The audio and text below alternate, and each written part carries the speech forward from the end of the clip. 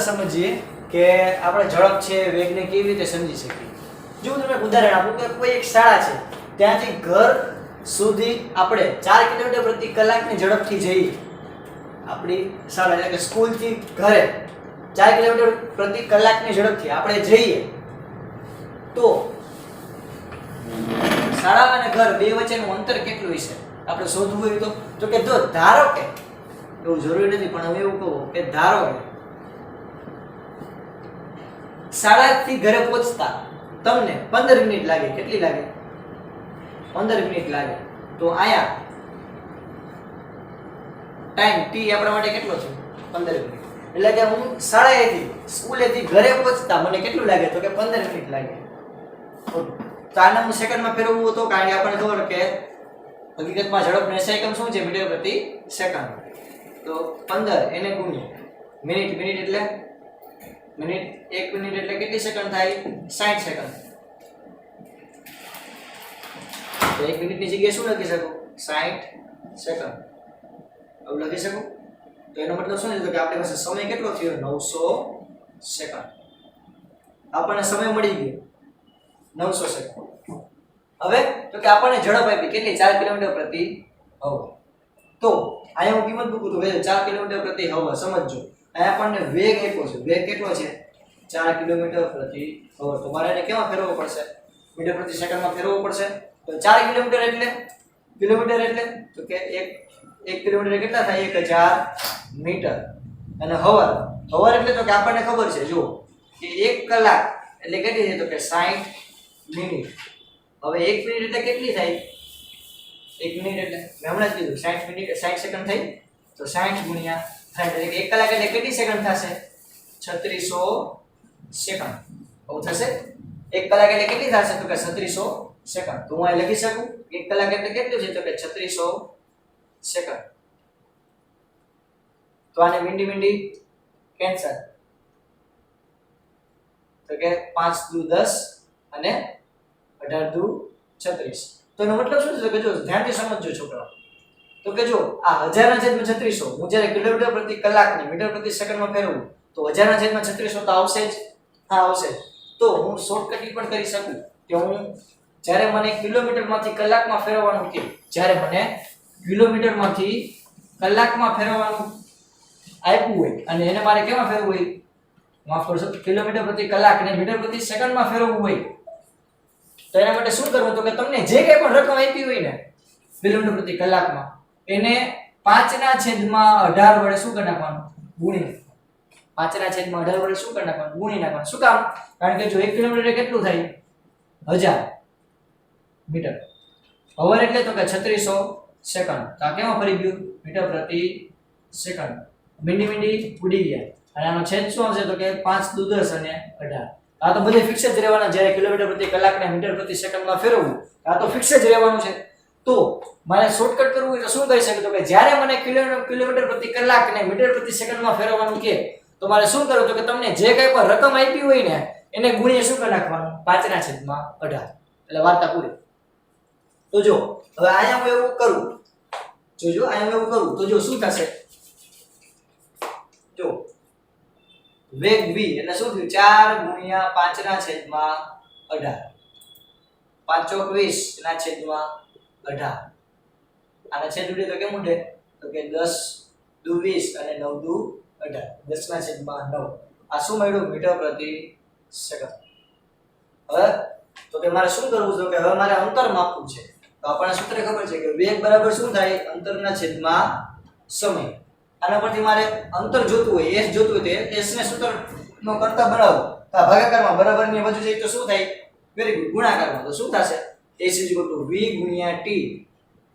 Simple યાદ કેમ રાખશી? તો કે તમારે અંતર શોધવું હોય, વેગ આપ્યો હોય અને સમય આપ્યો હોય, અંતર શોધવું હોય તો અંતરનું સૂત્ર vt, અંતરનું સૂત્ર vt, અંતરનું સૂત્ર vt। Very good.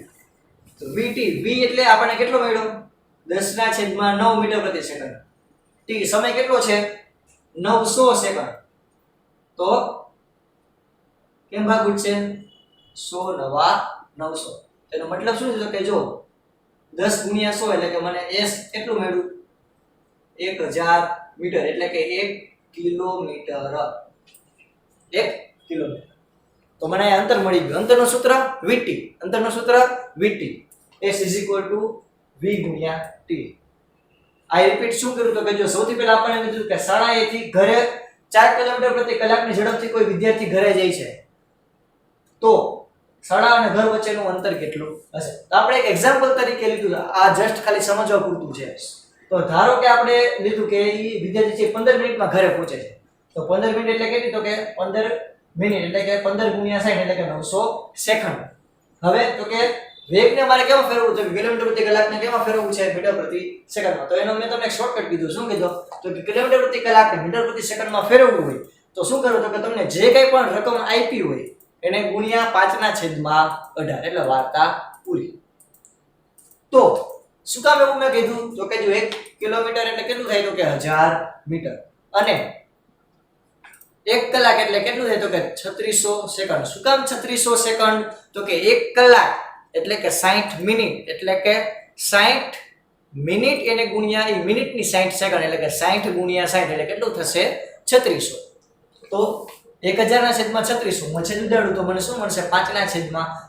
હવે આ વેલ્યુ ફિક્સ જ રહેવાની છે એટલે આપણે શોર્ટકટ લખી શકીએ કે તમને જે કંઈ પણ રકમ આપી હોય એને ગુણ્યા શું કરી નાખવાનું? 5/18 એટલે ફટાફટ ફરી જશે. તો જો આ મેં 5/18 કરી અને ફેરવ્યું તો મને વેગ મીટર પ્રતિ સેકન્ડમાં મને કેટલો મળ્યો છે? તો કે મને વેગ મળ્યો છે 10/9. હવે મને વેગય મળી ગયો મીટર પ્રતિ સેકન્ડમાં અને સમય મળી ગયો સેકન્ડમાં 900 સેકન્ડ. હવે હું શું કરીશ? તો કે સૂત્ર મૂકીશ. તો વેગ બરાબર અંતરના છેદમાં સમય, સ્થાનાંતરના છેદમાં સમય. એના ઉપરથી હું s ને એટલે કે સ્થાનાંતરના સૂત્રનો કરતા બનાવું તો શું થશે? તો કે s બરાબર v × t, vt. તો v એટલે તો કે 10/9, t એટલે 900 ને છેદ ઉડાડ્યા તો મને s બરાબર કેટલું મળ્યું? 1000 મીટર. એટલે કે બે વચ્ચેનું અંતર, શાળા અને ઘર વચ્ચેનું અંતર મને કેટલું મળ્યું? 1000 મીટર એટલે કે 1 કિલોમીટર. હવે તો કે જો આપણે એ સમજીએ તો કે ઝડપ અને વેગ બે વચ્ચે શું ફેર છે? તો કે આપણે જોયું એમ કે એકમ સમયમાં કાપેલા અંતરને હું અંતર કાપું તેને શું કહેવાય? પથ લંબાઈ. જ્યારે આમાં કેને આપણે ધ્યાનમાં લઈશું? તો કે એકમ સમયમાં કરેલા સ્થાનાંતરને, આમાં એકમ સમયમાં કાપેલા અંતરને ધ્યાનમાં લેવાશે. આમાં કેને ધ્યાનમાં લેવાશે? સ્થાનાંતરને કે સ્થાનમાં થતા ફેરફારને ધ્યાનમાં લેવાશે. આનું સૂત્ર પથ લંબાઈના છેદમાં સમય, આનું સૂત્ર સ્થાનાંતરના છેદમાં સમય. બેયનો એકમ એક સરખો છે મીટર પ્રતિ સેકન્ડ. SI એકમની વાત કરીએ છીએ. કયા એકમ છે અહીંયા? SI એકમની વાત કરીએ છીએ. બીજું ઝડપ કેવી રાશિ છે? તો કે અદિશ રાશિ છે. આને કઈ દિશા છે નહીં, ખાલી એને શું હશે? મૂલ્ય. જ્યારે વેગને સ્થાનાંતર આવતું હોવાથી દિશા પણ છે અને મૂલ્ય પણ છે. ઝડપ હંમેશા પોઝિટિવ એટલે કે ધન મળશે, જ્યારે વેગ પોઝિટિવ એટલે કે ધન હોઈ શકે, ઋણ હોઈ શકે અને શૂન્ય પણ હોઈ શકે. તો આ થયું ઝડપ અને વેગ બે વચ્ચેનો ડિફરન્સ કે. ઓકે, હવે જો હું તમને ઉદાહરણ હજી એક સમજાવી આપું તો સમજો.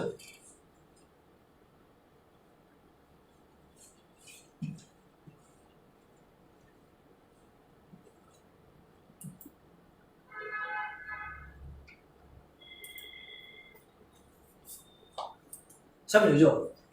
હવે એક પ્રયોગ દરમિયાન અવકાશયાનમાંથી એક સિગ્નલને પૃથ્વી પરના સ્ટેશન પર પહોંચતા 5 મિનિટ લાગે છે. એટલે અવકાશયાન એટલે કે સ્પેસ શટલ, સ્પેસમાંથી કોઈ એક સ્પેસમાં કોઈ અવકાશયાન છે ત્યાંથી પૃથ્વી પર કોઈ સિગ્નલ પહોંચતા કેટલી? તો કે 5 મિનિટ લાગે છે.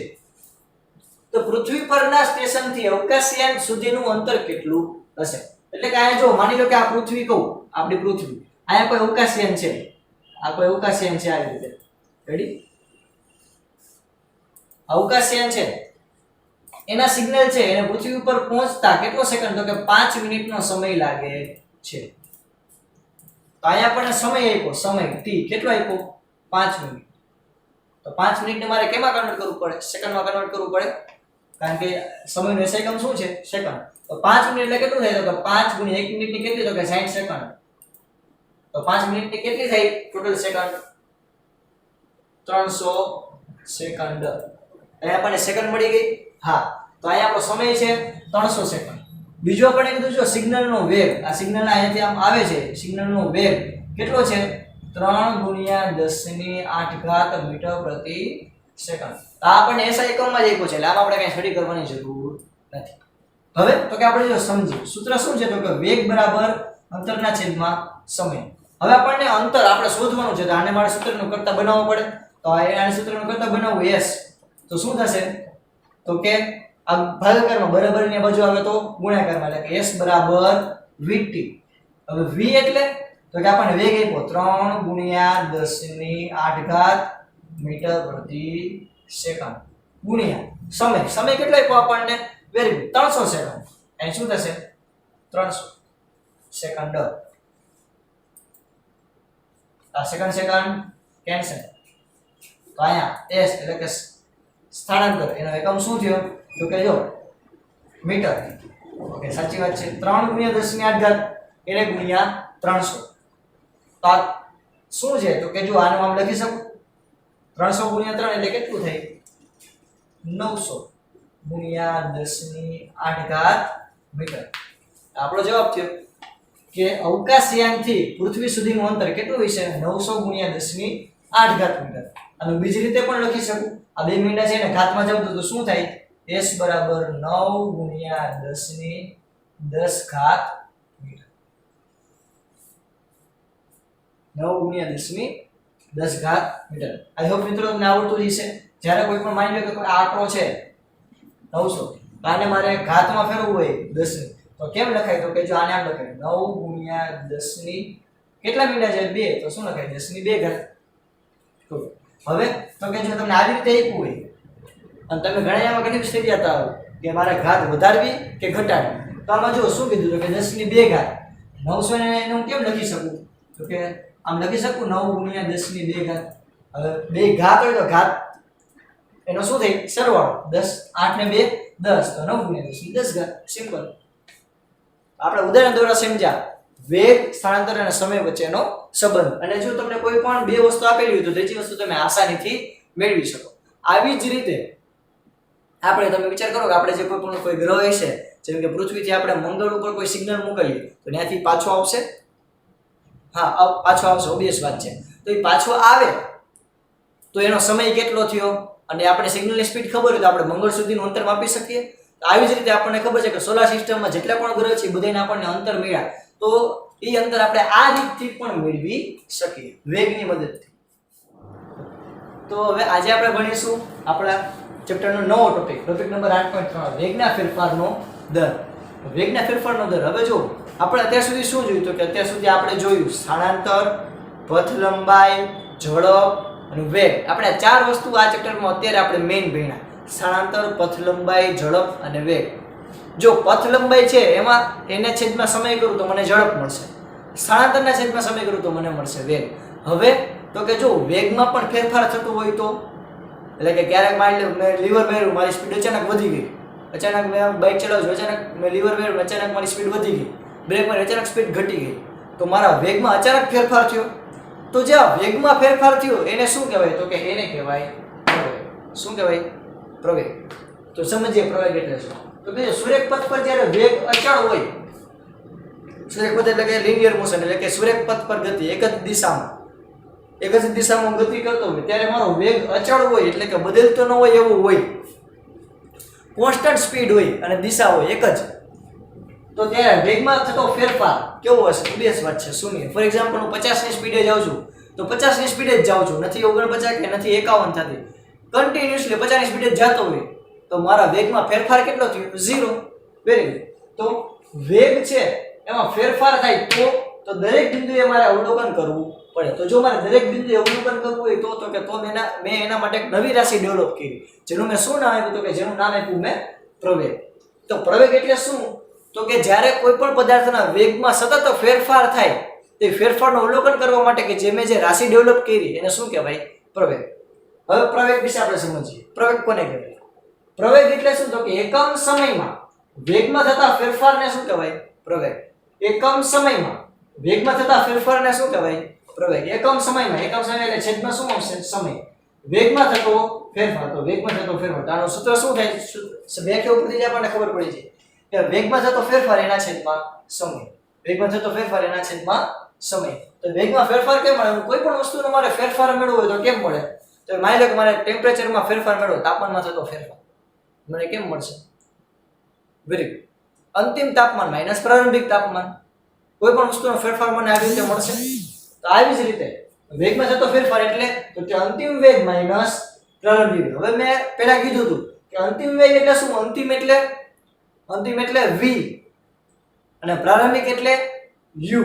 અંતિમ એટલે v, પ્રારંભિક એટલે u. તો અંતિમ વેગ એટલે v, પ્રારંભિક વેગ એટલે u. તો v - u. તો અંતિમ સમય એટલે તો કે કઈ પણ સમય છે, 5 સેકન્ડ, 10 સેકન્ડ, 20 સેકન્ડ, 200 સેકન્ડ, કોઈ પણ સમય હોઈ શકે. એને મેં શું નામ આપ્યું? t.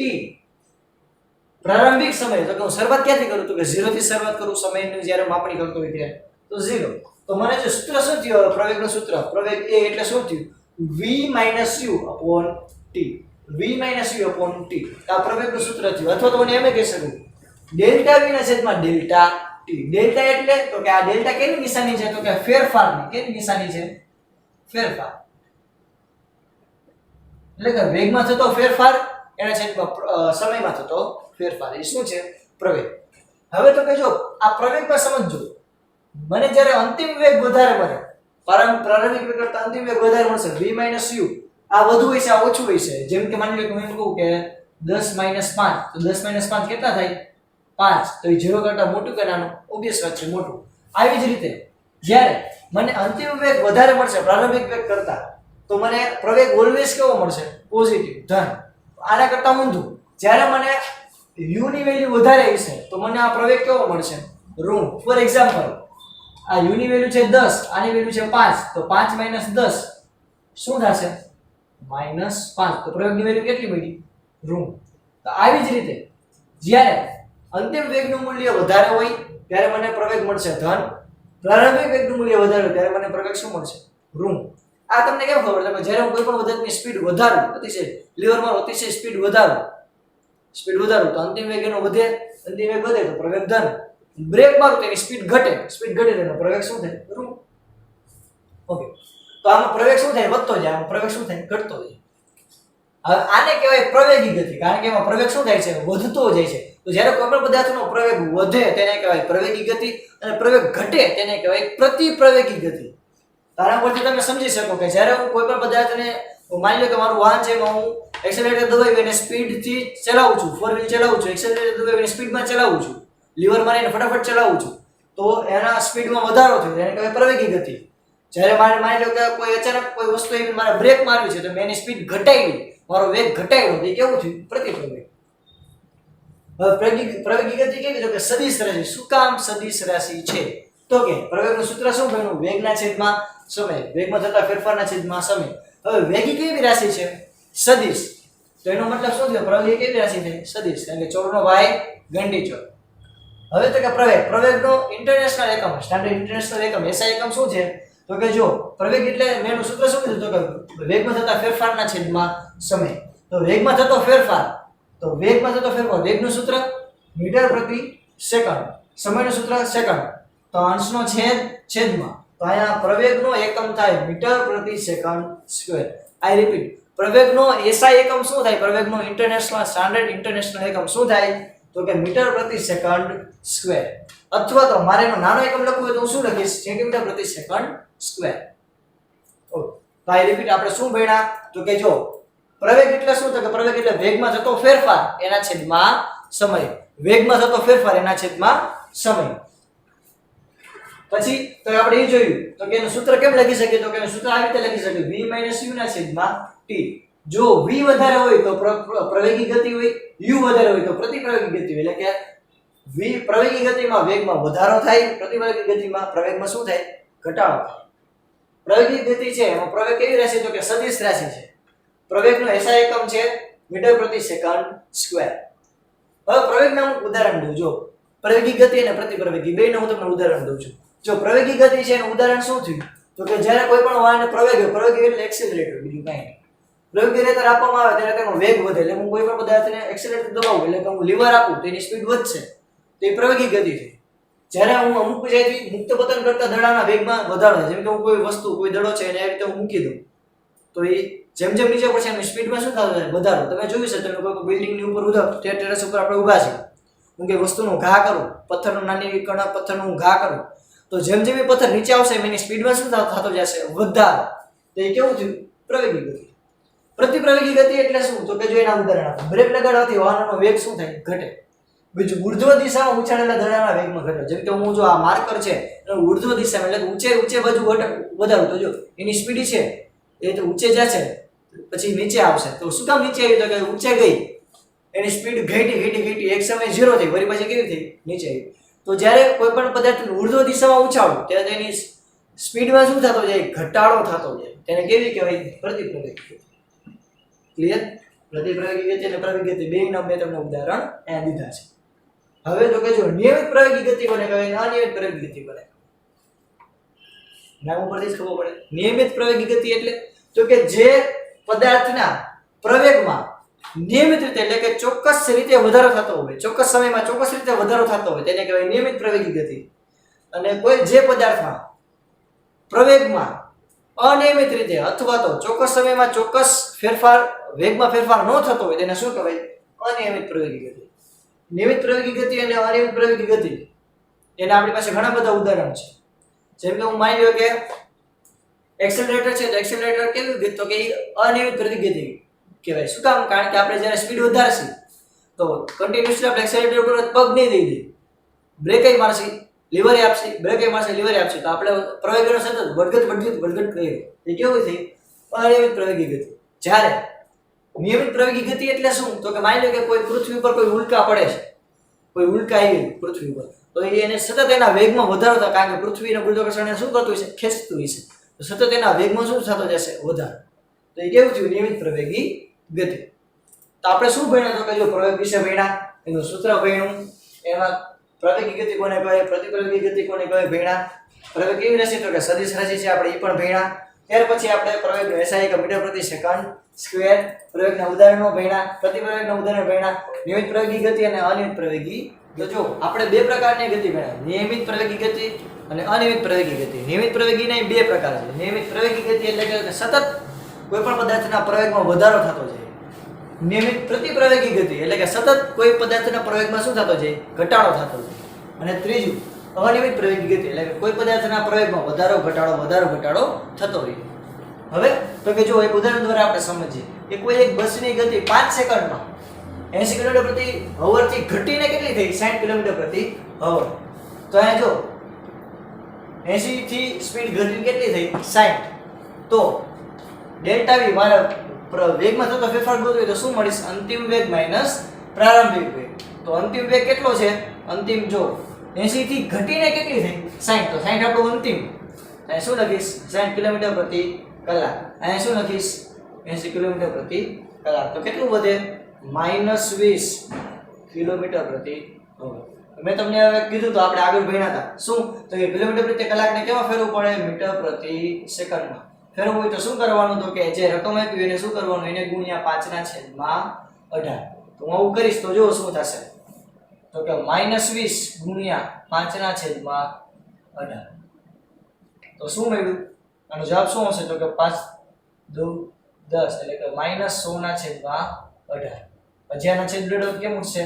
તો કે -50/9 મીટર પ્રતિ સેકન્ડ આવું થશે.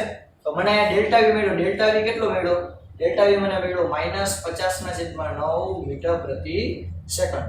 હવે આપણે પ્રવેગનું સૂત્ર મૂકીએ. આપણે શું શોધવાનું? પ્રવેગ શોધવાનો. પ્રવેગનું સૂત્ર પ્રવેગ ડેલ્ટા v એના છેદમાં t. તો ડેલ્ટા v વેગમાં થતો ફેરફાર કેટલો મળ્યો? -50/9. સમય કેટલો આપ્યો આપણને? તો જો સમય આપ્યો વિદ્યાર્થી મિત્રો 5. તો જો આ અંશનો છેદ ક્યાં જાય? છેદમાં. તો સાદુરૂપમાં પાઈ 5/9 ગુણ્યા 5. તો છેદ કેમ ઉઠશે? તો કે 10 5 50. તો જવાબ શું આવ્યો? -10/9. પ્રવેગનો એકમ શું થાય? એકમ લખવાનો ભૂલવાનો નહીં. મીટર પ્રતિ સેકન્ડ સ્ક્વેર. તો આપણો જવાબ શું થયો? તો કે અહીં પદાર્થનો પ્રવેગ કેટલો હશે? -10/9 મીટર પ્રતિ સેકન્ડ સ્ક્વેર. હવે જો માઈનસ નિશાની શું સૂચવે છે? તો કે પદાર્થના પ્રવેગમાં ઘટાડો થતો હશે. એટલે કે આ પદાર્થ કેવી ગતિ કરતો હશે? પ્રતિપ્રવેગી ગતિ. એટલે કે એના સ્પીડમાં એના વેગમાં શું થતું જાય છે? ઘટાડો. તમે સિમ્પલ જોઈ લો. 80 થી માંથી સ્પીડ ઘટીને કેટલી થઈ? 60. એ તો આ સૂચવે છે.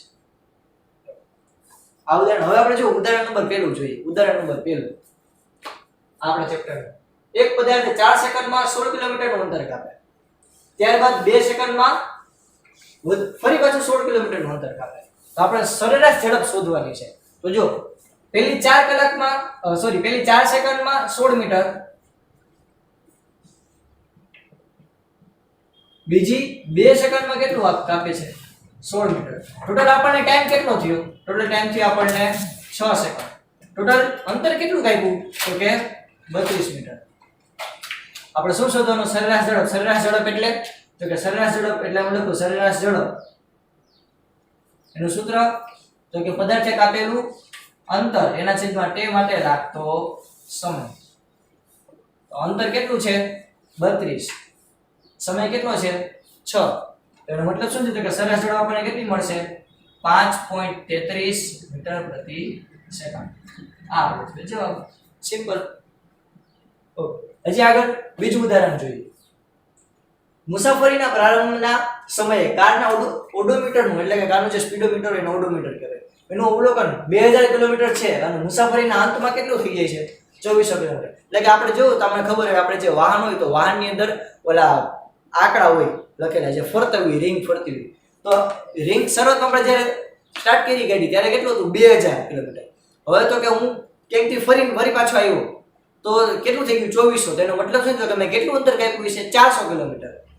ઓકે, તો આ મુસાફરી દરમિયાન લાગતો સમય 8 કલાક હોય તો કારની સરેરાશ ઝડપ શોધવાની છે. કેમાં? કિલોમીટર પ્રતિ કલાક અને મીટર પ્રતિ સેકન્ડ બેમાં શોધવાની છે. તો આમાં સિમ્પલ, કાંઈ નવું નથી. જો આપણે પહેલા તો સ્થાનમાં થતો ફેરફાર કેટલો મળ્યો?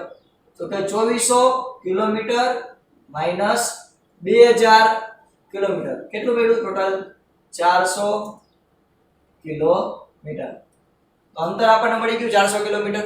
હા, હવે એટલે ટોટલ મેં આટલું અંતર કાપ્યું છે 400 કિલોમીટર. એટલે કે આપણું s બરાબર હું લખી શકું 400 કિલોમીટર. હવે આપણને સમય કેટલો આપ્યો? આપણને 8 કલાક 8 અવર. હવે સરેરાશ ઝડપ શોધવાનું કીધું. તો સરેરાશ ઝડપનું સૂત્ર, સરેરાશ ઝડપ બરાબર શું થાય? તો કે અંતરના છેદમાં સમય. તો અંતર કેટલું આપ્યું આપણને? 400 કિલોમીટર. સમય કેટલો છે? 8 અવર. તો શું થશે? તો કે સરેરાશ ઝડપ મને કેટલી મળશે? 50 કિલોમીટર પ્રતિ અવર. પણ આપણે એક પ્રશ્ન પૂરો નથી થયો. આપણે શું કીધું? મીટર પ્રતિ સેકન્ડમાં પણ શોધવાની છે. તો કેમ મળશે? તો કે સરેરાશ ઝડપને મીટર પ્રતિ સેકન્ડમાં કરવું હોય તો શું કરીશ? તો કે 50 ને કેના વડે ગુણીશ? 5/18. આના વડે ગુણ નાખું તો મને જે જવાબ મળશે, શું જવાબ મળ્યો? તો કે 250/18. આ મને કેવું મળ્યું? મીટર પ્રતિ સેકન્ડ. તમારા બે જવાબ ક્લિયર થયા. મને સરેરાશ ઝડપ કેમ મળી? તો કે 50 કિલોમીટર પ્રતિ અવર આમ મળી ગઈ અને 250/18 મીટર પ્રતિ સેકન્ડ. બીજું ઉદાહરણ પણ આપણું